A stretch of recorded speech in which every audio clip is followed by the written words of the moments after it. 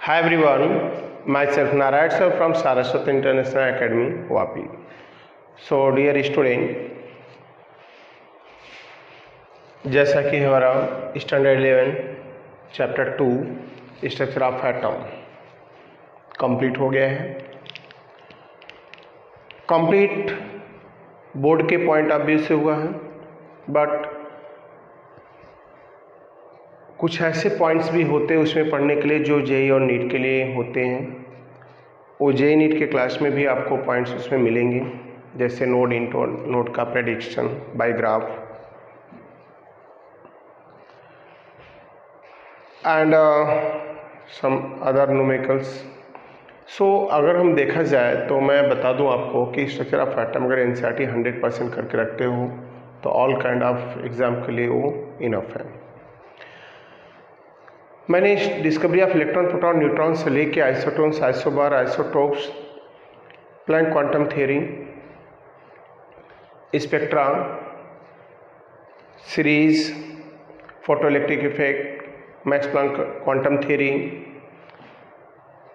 Quantum number Heisenberg de Broglie equation numerical जो उनके base पर हैं half field full theory Pauli's Hund's rule above principle of electronic configuration, everything is completed। अब आपको उस lesson को पढ़ना है। सॉल्यूशन हमने भेज दिए, न्यूमेरिकल भी जो एग्जाम्पल बेस्ड है मैंने करा दिए हैं। उसके बेस पर अगर कुछ एक्सरसाइज में छूटे होंगे तो वो समझ लेना कोई एग्जाम्पल से मिलता ही है, तो उनको आप करेंगे। सॉल्यूशन हमने ऑलरेडी सेंड कर दिया आपको। अगर आपको क्लियर नहीं होता तो देन आप कांटेक्ट करेंगे पार्टिकुलर टीचर से।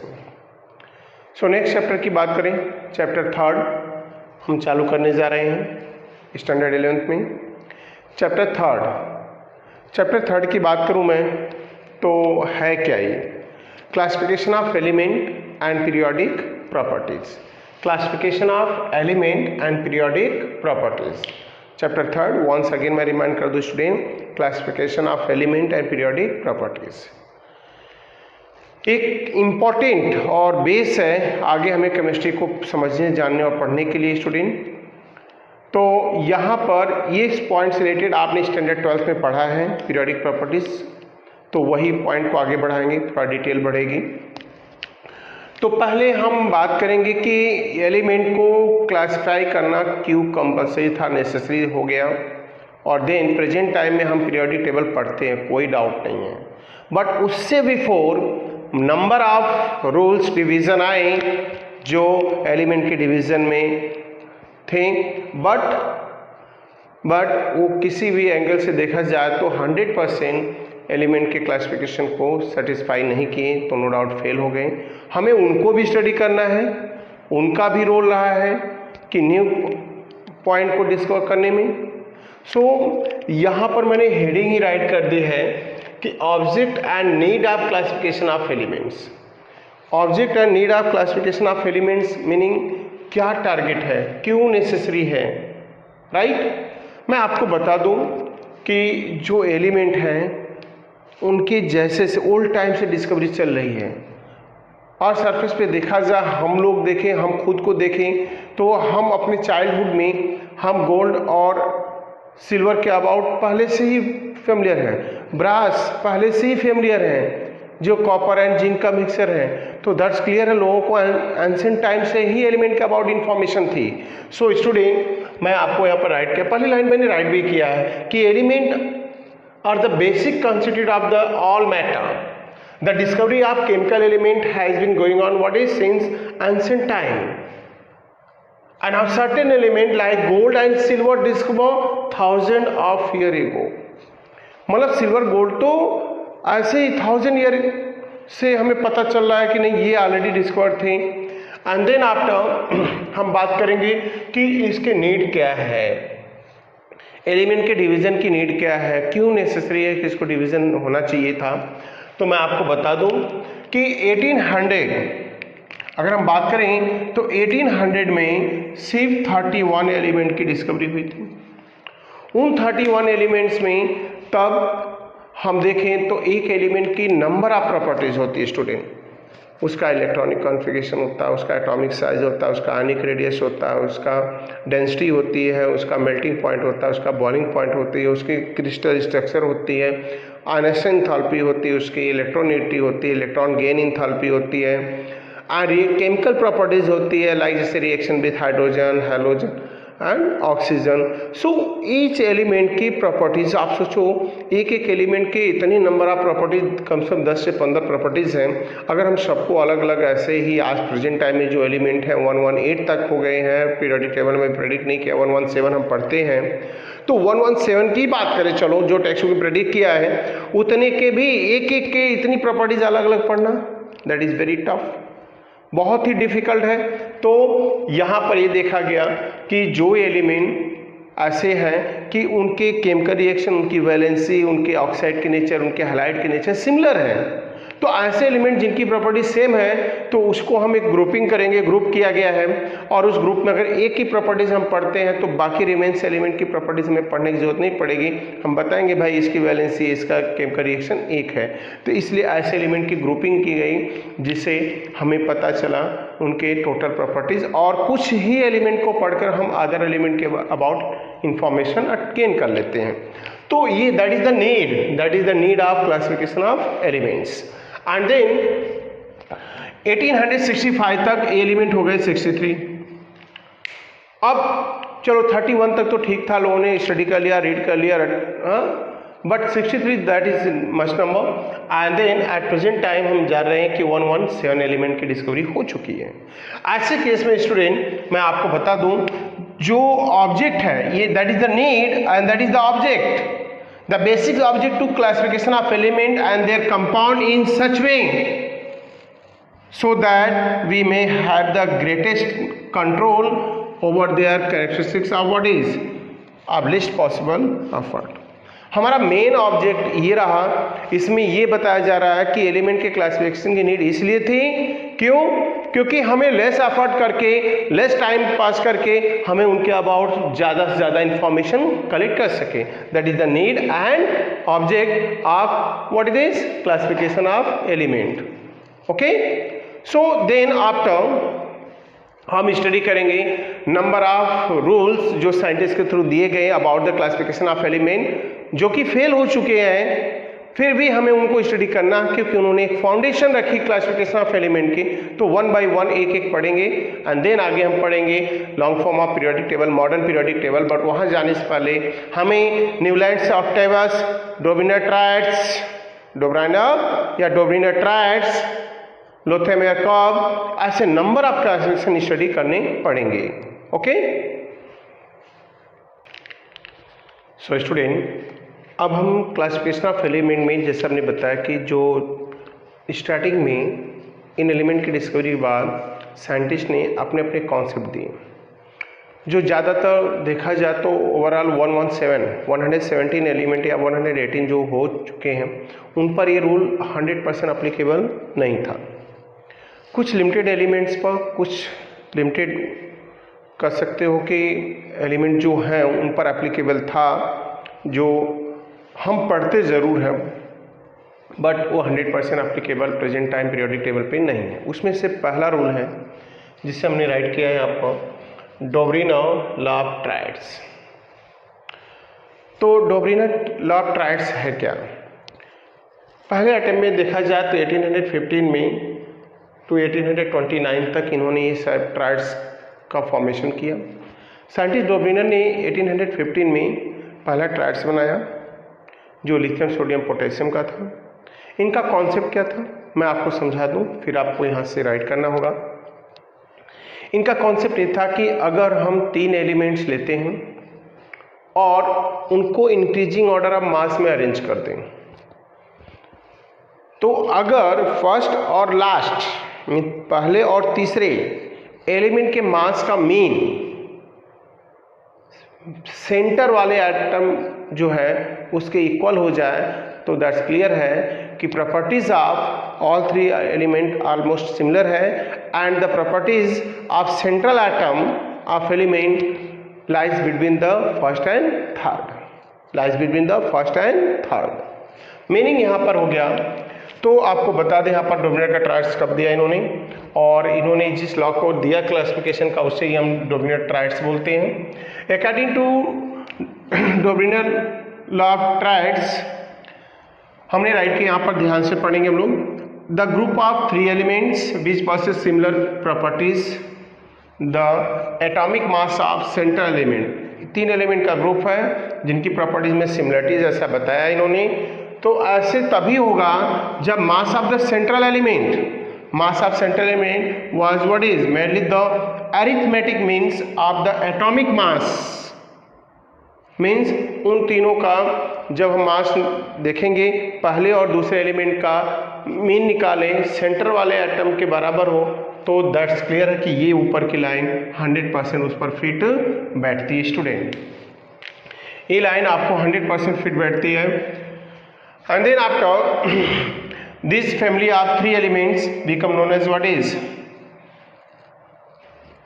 एज डोमिनेटर ट्रायड्स।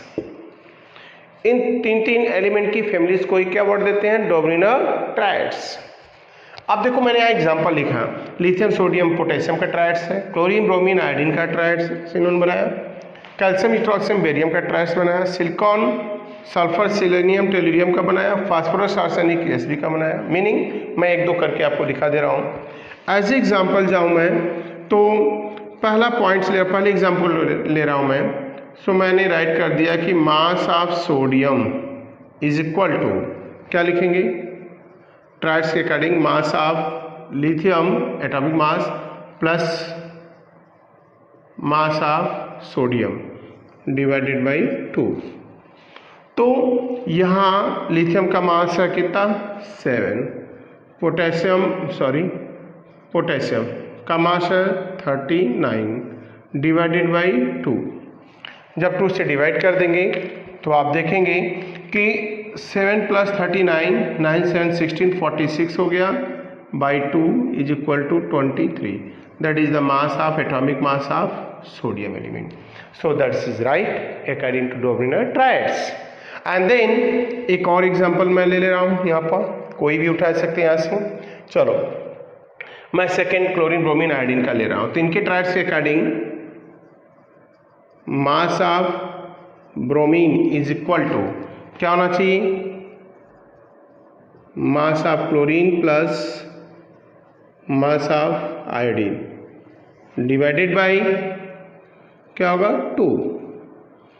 तो अब हमने राइट कर दिया यहाँ पर 35.5 plus 127 divided by 2, that's approx आपको यहाँ जाएंगे तो 80 पॉइंट्स अप्रॉक्स जाएगा, 80 points 2 something, but round up करके हम यही लेंगे, या 80 पॉइंट्स 81 आएगा। So that is the triads of dominators. So student, so calculation के बाद दैट इज अप्रॉक्स 81 आएगा, तो नो डाउट कंसिडर किया जाएगा क्योंकि हम इसका एस्पेक्ट में 80 81 दोनों कंसिडर कर सकते हैं। सो ये पॉइंट्स हो गया हमारा अबाउट द ट्रायड्स। ऐसे सबका आप मीन निकालोगे तो हमें ऐसे ही पॉइंट्स मिलेंगे। बहुत होगा तो डेसिमल के बाद फ्रैक्शन में होगा, उसका मायने नहीं रखते। तो what is dominator triads, clear student, clear हो गया। हम साइंटिस्ट डोमिनेटर ने वंस अगेन मैं बता दूं कि 3 एलिमेंट का ग्रुप बनाया और उन्होंने बताया कि फर्स्ट और लास्ट एलिमेंट का एटॉमिक मास का मीन सेंट्रल एटम के इक्वल है। तो समझ लेना तीनों एलिमेंट की प्रॉपर्टीज में सिमिलरिटीज है, और मिडल वाले एलिमेंट की प्रॉपर्टीज दोनों एलिमेंट के बीच में आती है। Clear, that's all. So student, हम नेक्स्ट क्लासिफिकेशन की बात करेंगे after dominator triads, now Newlands octaves. अगर हम बोर्ड के पॉइंट ऑफ व्यू से जाएं तो न्यूलैंड्स ऑक्टेवस अब हमारा सेकंड क्लासिफिकेशन होगा। तो डोमिनेटर ने जो ट्रायड्स बनाए नो डाउट कुछ हद तक वो राइट थे, बहुत सारे ग्रुप बने, बट ये जितने भी अगर देखे जाए 1865 में जो 63 एलिमेंट की डिस्कवरी हुई थी, देन दैट टाइम उन 63 पर ये एप्लीकेबल नहीं थे। तो कहीं न कहीं डोमिनेटर ट्रायड्स 100% कह सकते हैं कि नॉन एलिमेंट पर एप्लीकेबल नहीं था। तो new classification that is based on atomic mass now was given by scientist Newlands in 1864. Scientist 1864 में जो न्यूलैंड्स ने दिया वो टोटल नॉन एलिमेंट्स पर था, किसी पर्टिकुलर एलिमेंट पे नहीं, कोई एक्सेप्शनल केस हो, बट उस समय जो उन्होंने डिस्कवर किए थे वो भी उतने सारे एलिमेंट पर 65 पर एप्लीकेबल नहीं हुआ, डेविएशन आने लगे। सो इसको समझते हैं हम लोग, और 10 पे पढ़ा हुआ पॉइंट से student. So the first attempt to classify the all the known element was made by the scientist Newlands. And what a meaning of Newlands octaves? So student, according to Newlands octaves, when atom of element arrange in increasing order of atomic mass, then किस पर arrange किया गया? At the music world सा रे गा मा पा धा नी सा। अब देखो इस वर्ड में सा रे गा मा पा दा नी सा, तो मतलब क्या हो रहा है? 8th time 7 time different word है। जब 8th टाइम हम पढ़ रहे हैं तो वापस से सा मिल रहा है। मतलब जब इस म्यूजिक वर्ड पर हम एलिमेंट को इंक्रीजिंग ऑर्डर में मास पे अरेंज किया गया तो ऑब्जर्व किया गया कि हर 8वें एलिमेंट की जो प्रॉपर्टीज है 8th एलिमेंट की, that is similar to the first. ऐसे में उन्होंने अरेंज करना चालू कर दिया एटॉमिक मास जो नॉन एलिमेंट थे, और ये सिमिलरिटीज मिली।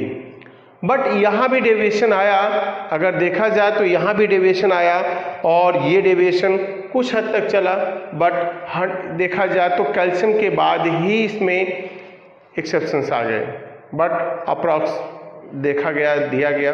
तो मैं चालू कर रहा हूँ इसके अबाउट।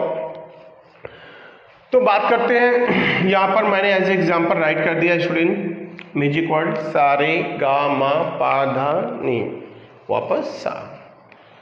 अगर उस समय एलिमेंट की बात करूं तो मैं हाइड्रोजन से ही उठा लेता हूं। हाइड्रोजन ये पहला एलिमेंट है, दूसरा रख दिया लिथियम, क्योंकि हाइड्रोजन 1 के बाद हम 3rd लिथियम को पढ़ते हैं, तो ये 2 सेकेंड एलिमेंट हो गया। 3rd हाइड्रोजन लिथियम हमने जो यहाँ पर देखा। फिर मास के बेस पर जाए तो बेरिलियम आएगा 4, फिर 5th पर आएगा बोरॉन, राइट, और 6 पर जाएंगे तो कार्बन, 7th पर जाए तो nitrogen, right, 1 hydrogen lithium beryllium boron carbon nitrogen and 8th one oxygen. So 1 2 3 4 5 6 7. So 4 5 6 7, क्योंकि 7th 8th एलिमेंट रिपीटेशन होगा। अब जब मैंने 8th एलिमेंट को लाए तो यहाँ पर आएगा कौन? ऑक्सीजन के बाद एटॉमिक मास आता है फ्लोरीन का, फिर इसके बाद आता है किसका? सोडियम का।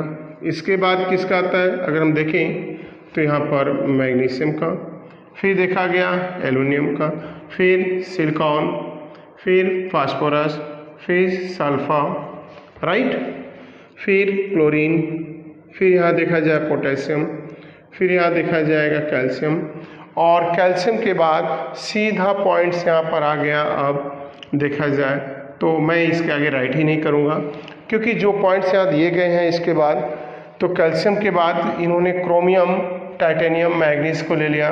तो मैं बता दूँ chromium that is not possible, यहीं से डेविएशन, मैं इसके आगे राइट ही नहीं करूँगा। है चीज़ें बट परफेक्ट नहीं, आपको डाउट क्लियर होंगे स्टूडेंट। सो देखो यहाँ तक राइट था। अगर मैं इस ग्रुप में कैल्शियम के बाद मास की बात करूं तो क्रोमियम या स्कैंडियम ला सकते हैं, और स्कैंडियम और क्रोम, इनमें बोरॉन एल्युमिनियम की प्रॉपर्टीज। अब इस ग्रुप में देखो इन 3 की प्रॉपर्टीज सिमिलर है, नो डाउट, राइट है। इन 3 की सिमिलर है, राइट है। इन 3 की सिमिलर है, राइट है। इनकी सिमिलर राइट है, इनकी सिमिलर है, राइट है, इनकी भी राइट है। बट इसके बाद जो वर्ड एलिमेंट आएगा स्कैंडियम जैसे ले लिया, या इसके बाद क्रोमियम को ही रख सकते हैं। तो स्कैंडियम की टोटल प्रॉपर्टीज इन सब से क्या है, डिफरेंट है, राइट। तो डिफरेंट होने की वजह से अब हम यहाँ से आगे इस ऑक्टेवस को नहीं बढ़ा सकते। सो स्टूडेंट, बात करें लॉ ऑफ ऑक्टेवस, तो आप देख सकते हो जब हमने एटॉमिक मास के इंक्रीजिंग ऑर्डर में एलिमेंट को मैजिक वर्ड सा रे गा मा पा धा नी सा पर अरेंज किया, तो अरेंज करने के बाद हमें क्या पॉइंट्स मिला स्टूडेंट, हमें ये पॉइंट्स मिला कि एलिमेंट में सिमिलरिटीज दिख रही है, तो इसे वर्ड देते हैं Newlands octaves. But this law was also what is कर सकते हो, can not be applied on all known elements, क्योंकि जो एलिमेंट हैं ये देख रहे हो कि 2021 तक जाते आते डेविएशन आ रहे हैं। सो नेक्स्ट अब लॉ की बात करेंगे हम। सो स्टूडेंट, नेक्स्ट क्लासिफिकेशन की बात करते हैं, डोब्रियर ट्रायड न्यूलैंड ऑक्टेवस के बाद हम बात करेंगे यहाँ पर, और वो है लोथरमेयर कर्व्स। मैं आपको बता दूं कि लोथरमेयर साइंटिस्ट जो जर्मनी से बिलोंग करते हैं, एंड रशियन साइंटिस्ट मेंडलीव, जिसके अबाउट आप लोग फेमिलियर होंगे। तो मेंडलीव एंड लोथरमेयर बोथ साइंटिस्ट ने एक साथ क्लासिफिकेशन दिया about the element, not total known elements, but Lothar-Meyer curve that is based on the physical properties of element, but by using same concept means atomic mass, Mendeleev का classification now based on chemical properties. तो दोनों ने atomic mass लिया, लेकिन दोनों ने दो terms बताए, एक ने बताया कि फिजिकल प्रॉपर्टीज बेस्ड है और दूसरा केमिकल प्रॉपर्टीज बेस्ड है। सो स्टूडेंट, इस पॉइंट से आप गेस कर लो कि आखिर है क्या डिफरेंस दोनों में। दोनों ने मास को यूज करके डिफरेंट नेचर बताए क्लासिफिकेशन। तो साइंटिस्ट लोथर-मेयर ने क्लासिफिकेशन दिया एलिमेंट का एटॉमिक मास को लेकर उसका वॉल्यूम निकाला। साइंटिस्ट लोथर-मेयर ने वॉल्यूम निकाला एटम का, और कैसे निकाला उन्होंने, बाय दिस फॉर्मूला। अगर आपको ये दिख रहा तो यहाँ देखो, atomic volume is equal to atomic mass divided by its density. जितने एलिमेंट की डेंसिटी डिस्कवर हो गई थी, मैं आपको बता दूं, उन एलिमेंट का उन्होंने एटॉमिक वॉल्यूम निकाला, एटॉमिक साइज, और एटॉमिक साइज को उन्होंने बाय ग्राफ रिप्रेजेंट किया। देखो यहाँ पर एटॉमिक हमने दिया है साइज, और यहाँ लिया है एक्स एक्सिस पर क्या लिया है, एटॉमिक मास। एक डिफरेंट मतलब फिक्स गैप रखा है यहाँ पर पॉइंट, और मैंने डिटेक्ट किए डॉट पॉइंट से। तो इन्होंने जब उस एटॉमिक वॉल्यूम के बेस पर, एटॉमिक साइज के बेस पर, उस in respect to the atomic mass element को अरेंज किया। जैसे अगर मैं बात करूं तो लिथियम का एटॉमिक मास 7 होता है, दैट इज लेस देन 10, तो यहाँ डिटेक्ट किया हमने। तो इन्होंने देखा कि मास के नीचे प्लेस का एलिमेंट को और उनका साइज का पॉइंट लिया, तो उन्होंने इन एलिमेंट्स को अरेंज किया, और भी किए उन्होंने। तो इनसे इन्होंने क्या इंफॉर्मेशन निकाली, देखो मैं पहले एलिमेंट जा रहा हूँ, किसको मर्ज कर रहा हूँ, ये कर रहा हूँ लिथियम को, फिर ये हो गया बेरियम एंड कार्बन, फिर यहाँ से सीधा कब जा रहा है, कहाँ, सोडियम, सोडियम से फिर कहाँ आ रहा है, मैग्नीशियम, मैग्नीशियम को टच करते हुए aluminium, silicon, phosphorus and this. इसके बाद सीधा पॉइंट जा रहा है कहाँ पर, अगर हम देखें इसको तो सीधा जा रहा है यहाँ, और इसके बाद सीधा आ रहा है कैल्शियम पर, कैल्शियम के बाद ये सीधा Fe को टच कर रहा है, Fe को टच करने के बाद, Fe को टच करने के बाद एक कर्व बनाता हुआ फिर फॉरवर्ड जा रहा है, और देन सीधे रुबिडियम पर जा रहा है, रुबिडियम से फिर स्ट्रॉन्शियम पर आ रहा है, एंड देन इनको टच करते हुए तो नेक्स्ट ऐसे। सो ये कर्व क्या बता रहा है, इस कर्व को अगर आप देखें स्टूडेंट तो कुछ चीज़ें आपको क्लियर हो गई होंगी। इस कर्व में हैलोजन कहाँ पर है, कर्व के सेंटर में है, तो यहाँ इनके कंक्लूजन लिखा हमने। इन्होंने क्या बताया, अल्कली मेटल कौन से होते हैं, lithium, sodium, potassium, rubidium, caesium, francium. Alkaline earth metal क्या होते हैं, barium, magnesium, calcium, strontium, right. तो ये रेडियम, बेरियम, तो ये सब क्या अल्कलाइन अर्थ मेटल है। उनके स्टडी के बाद उन्होंने सारे पॉइंट्स बताए बेटा। Alkali metal having largest atomic size, देखो अल्कली मेटल का पिक पॉइंट सबसे ऊपर है ना, सोडियम पोटेशियम, यहाँ भी देखो लिथियम सोडियम पोटेशियम, ये अल्कली मेटल है। जो इन्हें कंक्लूजन निकाला, पहला कंक्लूजन मैंने देखा यहाँ पर, अल्कली मेटल क्या रखते भाई, लार्जेस्ट साइज, क्योंकि सबसे टॉप पर है, पीक पर है कर्व के। लोथर मेयर का ये पॉइंट्स था।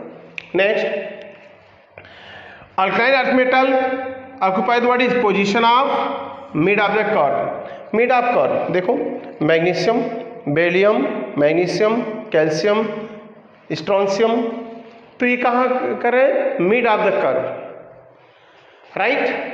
तो मिड ऑफ कर्व में आपका हो गए अल्काइन अर्थ मेटल। नेक्स्ट पॉइंट पे जाते हैं, हैलोजन ना occupy what is position of ascending curve. जैसे कर्व ऊपर की तरफ मूव करता है वहाँ पर हैलोजन की पोजीशन होगी। लाइक जिसे देखो लिथियम बोरोन क्लोरीन हो गया, सोडियम हो गया, और ऐसे बढ़ रहे हैं, और हमने यहाँ पर फ्लोरीन को डिटेक्ट नहीं किया है, क्लियर।